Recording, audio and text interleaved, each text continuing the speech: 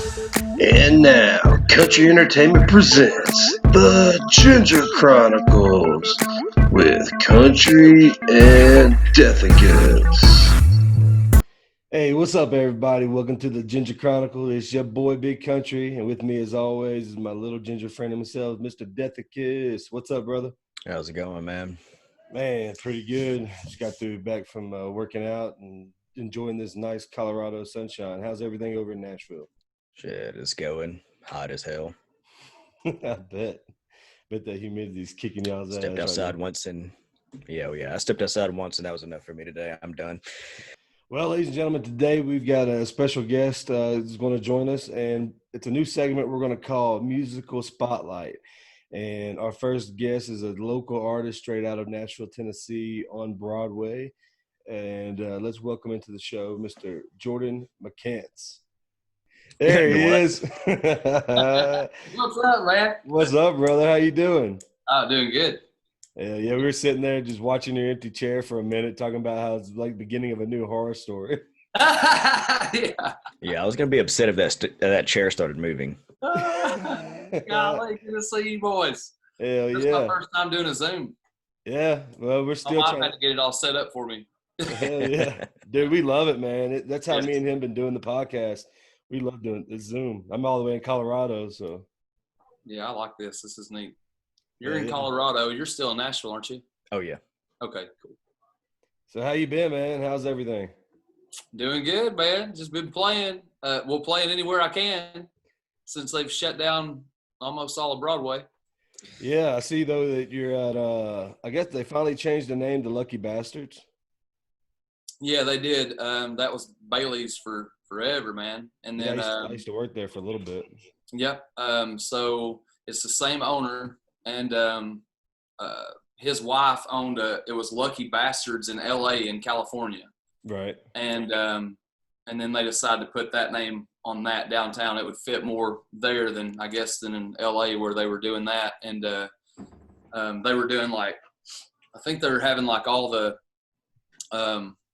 bands out there. They weren't just cover bands. They were like they're doing their original stuff only. Okay. And then so I guess they were done with that and moved it to Nashville. So pretty cool. And of Yeah. course we did covers and originals, everything. Hell yeah. Yeah, I used to work at Bailey's. Actually, I was serving tables there during the NFL draft last year. Yep.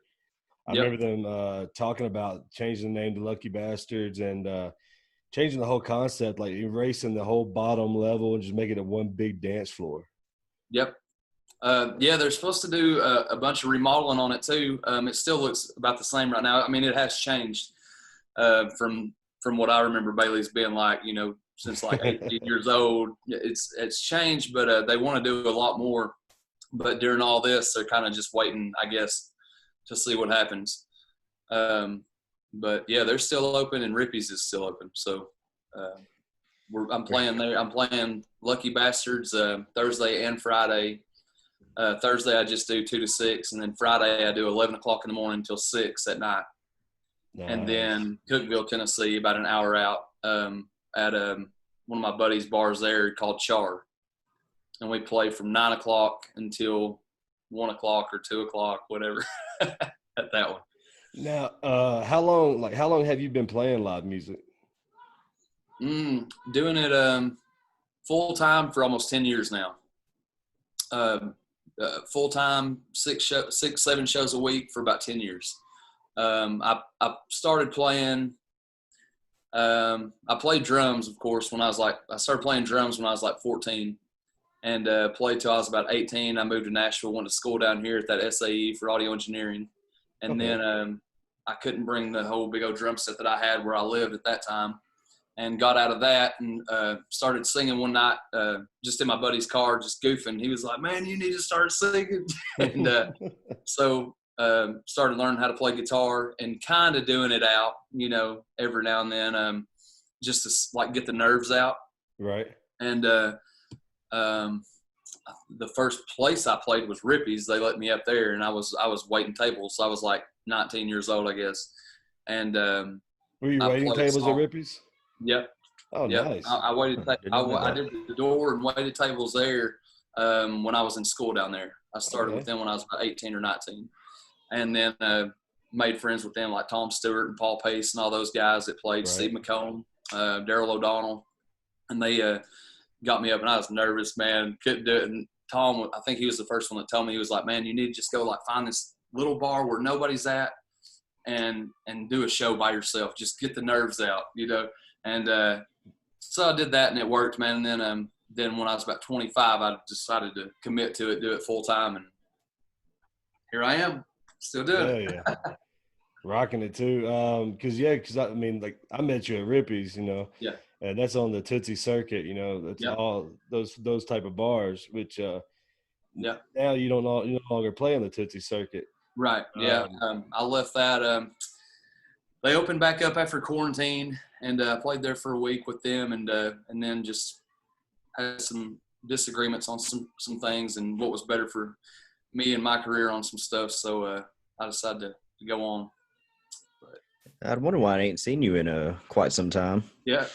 Yeah. Just decided to, you know, kind of start booking other places myself and doing what I want to do. And then so like in town and out of town.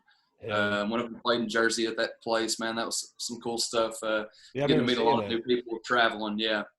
Dude, That's good. awesome. Expanding yourself. Yeah. Yeah. Take charge of your own career and like do your own Right. thing. What makes you happy yeah. the most?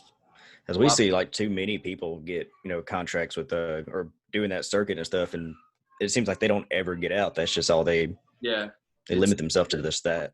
Yeah, you get. I wouldn't say trapped or anything. Man, it's been great for me playing for them. All the people I met and getting to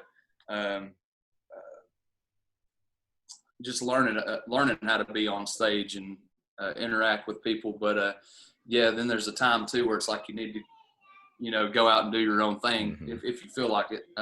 For some people, they want to do that. They want to stay right there and do that, and there's no problem with that in the bars. But I was like, it was time to start going out, venturing, seeing if anything could happen, you know. And it's worked out for me so far. Knock on wood. Even during the crazy time, like I wish it was normal. If I'm getting what I am now, with it being like this, if it was just normal everywhere, like I think it'd be really, really good. So, I remember whenever I worked at Bailey's, there was this one band that worked there, and they did a lot of 80s hair metal, and man, the lead singer was really good. It sounded just like Vince Neil anytime they sang Motley Crue. I mean, they killed it. And he would tell me, you know, he told me like the Tootsie circuit, people at Tootsie's, they tried getting him and the band to come play numerous times, but I mean, he told me himself that he said pretty much what he said was, I'm not trying to get found to become famous or make it. Right. You know, he said, I'm having fun. He's like, I'm 50 years old. I'm enjoying life. And I guess for him to put it that way, it made me think that on the Tootsie circuit, you know, a lot of people get on there or whatever to become famous, or because you also get that steady, you know, you're steadily going to the bigger bars. Yep. But, you know, I guess a lot of the bands that don't want to go that route, they're having more fun doing their own thing, booking their own shows, and probably getting paid more in the long run. And that's a big thing too, man. Like what he said about the and this is, I mean, 90% of the musicians I know. Yeah, you always want to do better. Like if you got a big deal or you did make it into stardom, you know, that would be great. Everybody does want that, but it's like that's not the reason we all play and do it for a living. It's like, we were just talking about that last week with a group of us, you know, players, and it's like, man, like people ask us all the time when they're out, like, so do you think you'll ever make it? It's like, well, I've done this for 10 years, you know, supporting my family and paying my bills, and it's like, this is making it. Like that sounds like you've made it to me. I mean, hell, you're able to make a career out of it. That's making it. So it's like, this is what we like. Yeah, that would be great. I see what they're saying, but then again, it's like, man, this is what we do for a living. We're not doing it just on Friday or Saturday. Like we're doing this Sunday through Sunday, playing. And then when we're not playing, we're writing or in studio recording or doing these podcasts or something where it's like you're constantly doing that. And it's neat. Some people get it. Some people don't. They're like, oh, so are you sure you can make a living doing this? So I asked that about, or, well, how much do you make? They ask me that about serving tables, man. They ask me that all the time. Like, I've got family that ask me, don't you think you're getting too old to bartend or serve tables? I'm like, what do you mean? They're like, well, you know, you're in your late 30s. And I was like, I don't feel like it. What do you, and like, you don't? And I was like, no, I eat good. And I take care of my body. I don't feel like I'm almost 40 years old. You know, I'm out there running circles around 20-something-year-old kids. You know, I don't mean, you know, I mean, I tell them, I'm like, shoot, this pays my bills better than any office job or 9-to-5 I ever had in my life. So, and I've seen you performers on stage, man, out there killing it for 4 hours, you know, at a time. Yeah. And I've seen some of what y'all bring a little bit, and I mean, how they're having the time of their life out there. Local bars, and a lot of people want to say, don't you think you ever want to make it? Like, I've seen so many people supposedly make it to become these big superstars, and it ends up ruining their life more because that's right. of all that extra attention and people trying to get their hands in your pockets. And you're taking control of your career, your life. You're a bunch of peasants. Yeah. You've got all these family members you didn't know you had. The McCants family just grew by 50 times. That's right. But no, man, I'm proud of you, dude. I mean, cool, man. I appreciate it. I've been following you, and I knew when I saw you leave the circuit, I was like, oh, he's about to do his own thing. He's about to kill it and have a lot of fun in the process. Yeah, man, it's been good. The places I've been so far, and the new people I'm meeting, I'm liking it, man. It's nice. It's like a lot of pressure went off and just fun again. Whereas, like, all right, I'm having fun playing music the way it's supposed to be. I had a lot of fun at those places too. Don't get me wrong, but it was time for go down a new path, see what happened. Hell yeah. And it's like, what do you got to lose, especially during all this time, man? It's like none of us really know what's going to go on right now with the way everything's happening. So it's like, exactly. No sense in not having fun what you're doing. Yeah, exactly. If you can do it and make a living, yeah. Exactly what you're doing, no problem. So how long have y'all been doing this? Well, we talked about it for the longest time. Yeah. And this is probably another thing we can contribute to COVID. Had it not been for the quarantine, even though we started doing it late, I think the city was about to start reopening when we finally started doing it. But it's probably 7 or 8 on the episode list, something like that. Yeah. So it's it's a process. Learn here, learn there. You're only the second guest we've had on.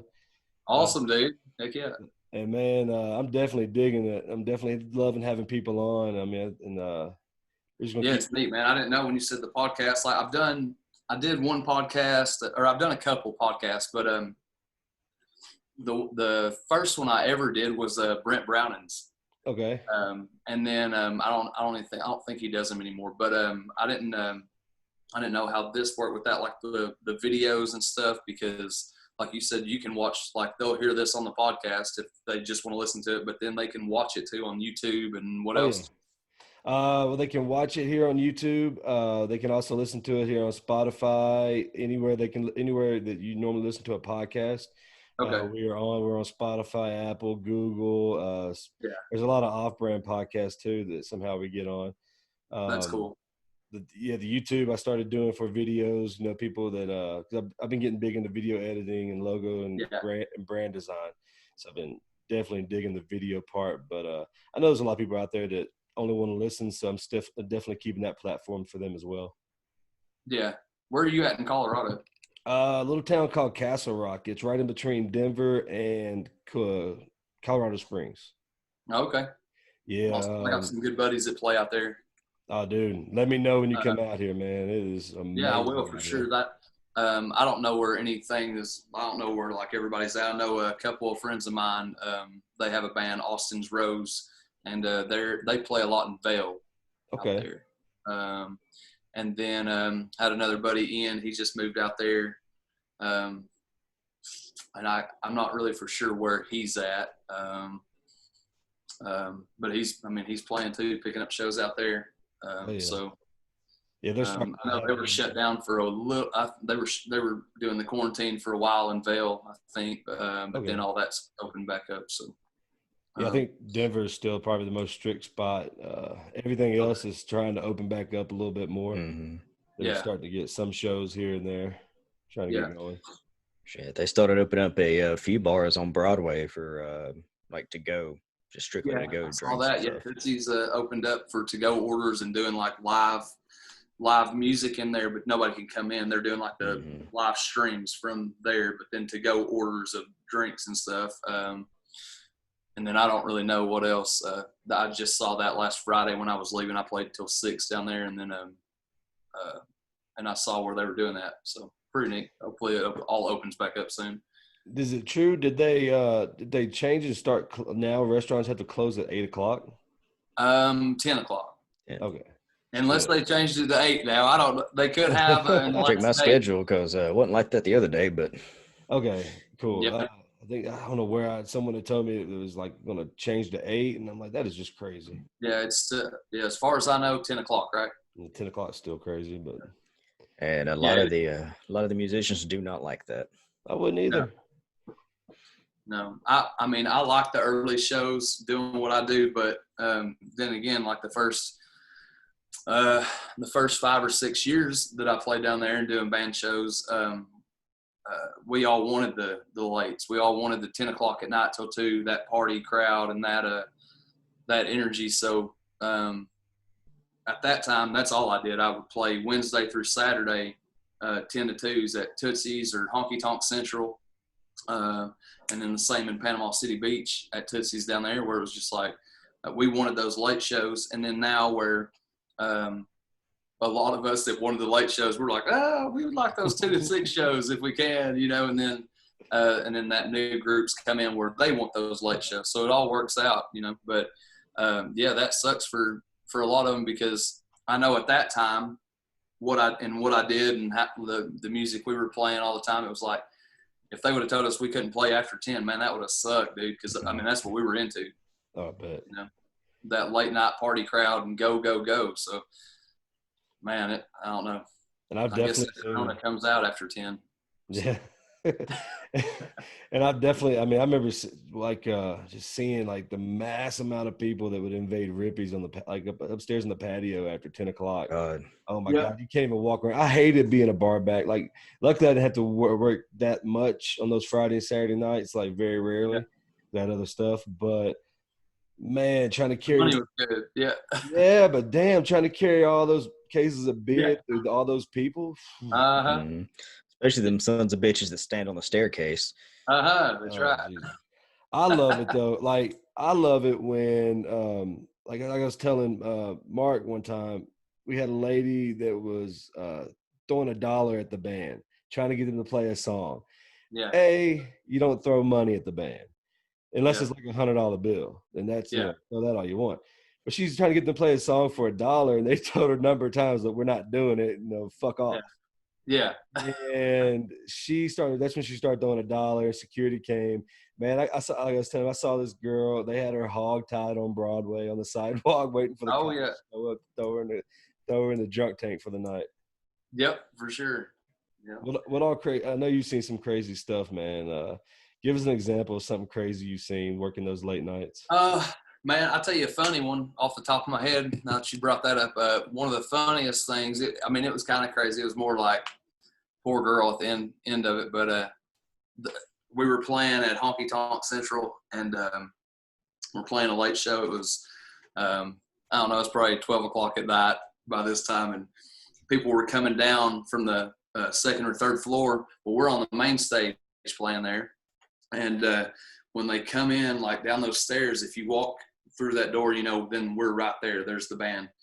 Well, it was pretty busy out there, and before these girls came down, this girl that was already down there had got sick, and she had threw up in the floor, and they had came out like security and stuff, and they were helping her, and then they put the what is the sawdust or like the kitty litter looking stuff, whatever it is on top of it. And one of them goes back, and he's going to get it, and they have it covered with that stuff, and we're still playing. And and these girls come down and they walk in and they're all decked out, you know, and one of them has these like they weren't heels, they weren't flip-flops, but they were like that, you know, just like little flip-flops on. Yeah. And she goes and she stands right in it. And she looked out, we saw her do it, me and my buddy playing bass, and we're like, oh no. She don't know what it is. She thought she was just standing on that dust. And then she starts like dancing in it and jumping in it. And dude, then it like hits her because all that went all like in her shoe. Oh no. And like so by that time, I mean, it was too quick to really be like, no, don't do that. Like it was loud. And then she knew, man. So that was pretty, I don't know. That was one of my favorite stories just because she was one of those uppity type people, you know, where it was like, kind of glad it was her. It's a lot of them bachelorette girls, are That's they? right. Yeah. Pretty sure I would have cried laughing. Yeah, that was a good one. It was, we were laughing. It was pretty gross, though. So we were like, oh, man, like, all in your flip-flops. it was nasty. I don't know. There's a bunch of crazy stories, man. I'm trying to think on the spot. Of course, you always see the idiots getting arrested for trying to fight the cops or the security. And it's like, man, like, we always just say, like, wow, don't fight a security guy that's sober. Dude, and knows what he's doing, and you're drunk on top of it. Like, I don't get it, man. I've been in a lot of bar fights, doing stupid crap back in the day, and but there was never a time where I swung at a security guard or a cop. If I fought anybody, it was somebody in the bar that me and him didn't get along, and that was it. Once the security came up, like I had enough sense to. Oh yeah, that's probably not a good idea. He's sober and. They're gonna handle it. I remember when I worked at Bailey's. I remember they used to come and get me like they needed extra presents because our security guards were. I mean, they were skinny. So there was one night. I remember there's one dude. This dude was jacked. I mean, arms were big, like probably about that much compared to mine. This dude was huge. And they came and got me, you know, of course, I'm working the cocktail section, hitting all the tables by the stage, you know. Yeah. We need you to help us escort this guy out. And I remember seeing the guy, and I'm thinking, oh, God. This dude is drunk.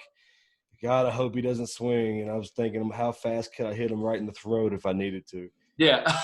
Because, I mean, the dude could put his hands on me. Like, normally, like, I'm a big guy, so I'm not, you know, worried too much.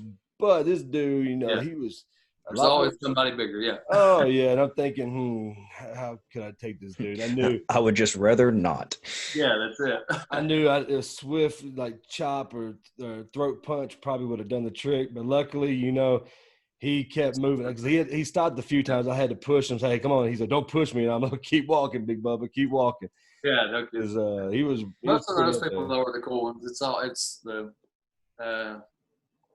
it seems like, anyways. I've never really seen any problems with those kind of guys normally. Not when it's security and stuff. We had one night we played down there, and the Hells Angels came in. There was probably 5 or 6 of them, and they had their cuts on, and you're not allowed to wear cuts in any of the bars down there. So we were sitting there, and I knew some of the security guys at the time at Honky Tonk, and it was like, I just looked at them, I was like, oh man. It would suck to be y'all right now. And you see them, they're like, this sucks, man, because we got to be the ones to go tell these guys. Mm-hmm. And so me and my wife, she was actually at that show. We're standing there by them. And they went up to them, man, and told them, like, man, we not allowed to wear cuts. You got to finish your beer and go. And they all just kind of looked at each other. And then we're all nice as can be. We're like, no problem. So it's like you get all the like certain college kids that'll run that mouth, but then you got people like that probably could take down a bar, and it's like, they're cool. Mm-hmm. So what gets me is like because you know Chuck and Scott, the security, huge, and I just like I see these like groups of what's obviously like college kids at tables, like, and just constantly giving them hell, wanting that trouble. Yeah, it's just like he will throw each one of you out the window. Yeah. That's some big old boys. Oh man, but Chuck's huge, man. That dude. He drinks pure protein. There you go. That's right. Yeah. But yeah, he man, snorts the powdered protein. He lines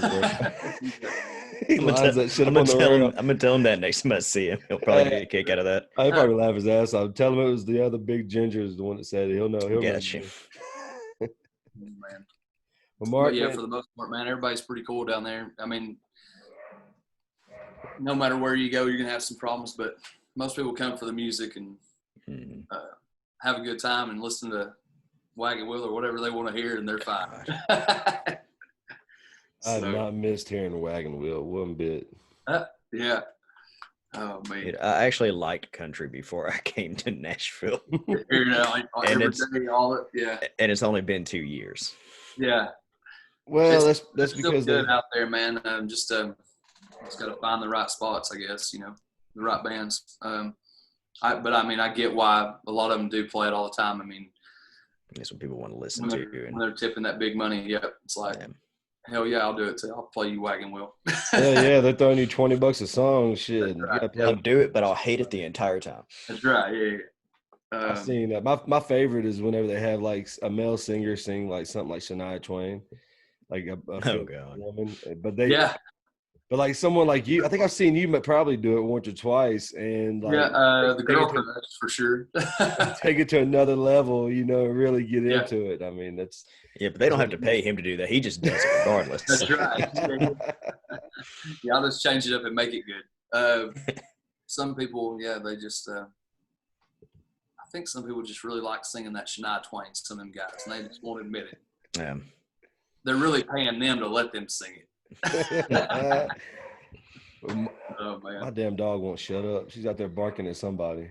I know. I got mine sitting right here looking at me like. Speaking of paying the musicians, we had a birthday party too, so I don't know if you can see that in here. But there's a sign on the wall. The one in a melon. She just turned 1. Congratulations! We had her party yesterday. Hell yeah, that's sweet. So we got the 12-year-old now, the 9-year-old, and the 1-year-old. All women. Good luck. I know it, man. And this one is wide open. Never stops, never sits down. So she takes after you then. Yeah, well, man, when I'm home, I sit down, or I try to. She does not. If they let you sit down. Yeah, poor mama, because mama goes wide open with them all the time. But yeah, I mean, she's constant, man. And then like her sleep, she'll take a pretty good nap during the day, and it's at certain times, like she goes until it's that time, and it's like she just shuts down, and she'll take her little hour nap. But then at nighttime, she'll sleep, and she sleeps from like 8:30 to 11, and 11 o'clock, 11:20, she's up, and like her 4 hours is all she needs. And it's like, no matter what you do, how much you keep her going, thinking, okay, if we just keep her going this long, then she will sleep later. Like, no, she's just wide open. Her 4 hours is like my 8 hours. She's ready to go again. Are any of them kind of energy? Are any of them following in Papa's footsteps with the singing or the guitar playing or drums? No, Mackenzie, they're all into music. They love it, but not playing or anything. Mackenzie is the oldest one. She sat down and she's tried a little bit, but then it don't really last. And then she's asked me just now if I would start teaching her some stuff again, because she has got into Ed Sheeran a lot. Uh-huh. Like, she listens to him 24/7, knows about she watches all his documentaries, all that. So now that she saw, like, listening to him and all his songwriting, and is playing, like, I think she's like, oh, that's really cool. Like, I'd like to know how to do that. And so I don't know. We'll see. That's definitely one. It won't be because of me. It'll be because of Ed Sheeran. Definitely like, they're taking after you. No, she saw him, and that's why. Definitely one of our ginger heroes. Go ahead. I was about to say another ginger out there. And that's why I told Scott, I said, well, if I've got to listen to it all day long of one person, at least it's him. I do like him a lot. Right. So he's got some really good music. That. Yeah, he does. And I was thinking, after her watching all the documentaries and stuff and getting into all that, like, about his life, and I was like, thank God it was him that she got into. Because like he's a pretty good dude. Yeah. Could have been like, I love Motley Crue and all their music. I'm gonna learn everything about them. And then watch The Dirt. No, you can't. Yeah. No, you can't watch any of their documentaries. But oh my God. I just think like I watched that movie about Motley Crue, The Dirt, and I just think that's probably the mild version of how it really went. oh yeah, man. You gotta get into their if you watch their real documentaries and stuff of their interviews. Right. It's pretty crazy, man. But yeah, I think that movie, it was good, but I think it was more like a ha-ha, you know. Oh, yeah. I'm sure they were a lot more than that. Oh, yeah. If they revealed anything more, it'd be considered evidence, probably. That's right. Yeah. I don't put that on there. We didn't do that. Man, that's a crazy crew, man, but that's some good music. Yeah, it was. Mark, you got anything else you want to ask Jordan? Where are these bars you've been playing? Okay. I'm a major shut-in, so like I go to Rippy's and then I go home. There you go.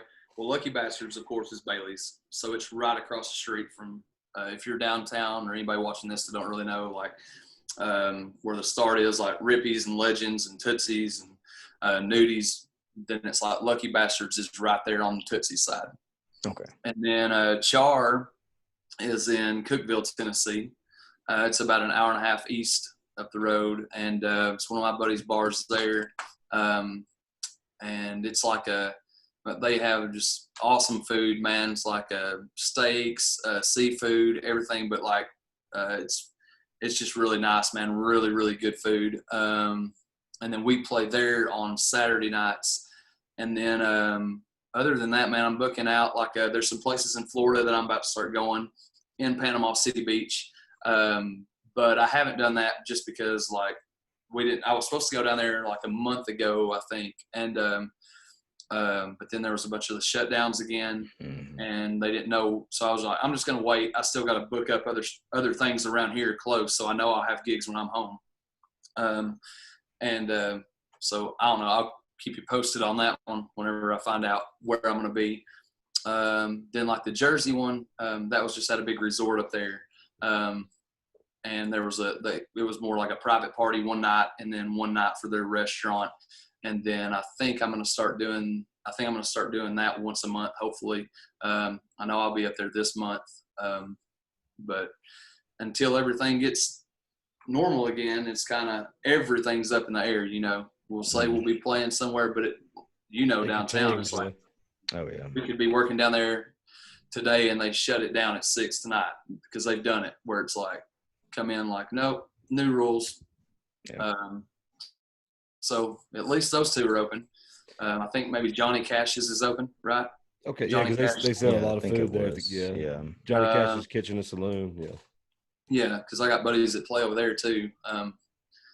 But other than that, man, I know they protested today downtown, all the musicians. It looked like a big turnout, like trying to get them to open the bars. But I mean, I don't know if any of that stuff works or not. I don't know how that works, but we will see. Well, I mean, I hope he does. Go ahead, if you do get to travel, be careful. You don't need to. You want to see the fam? Yeah.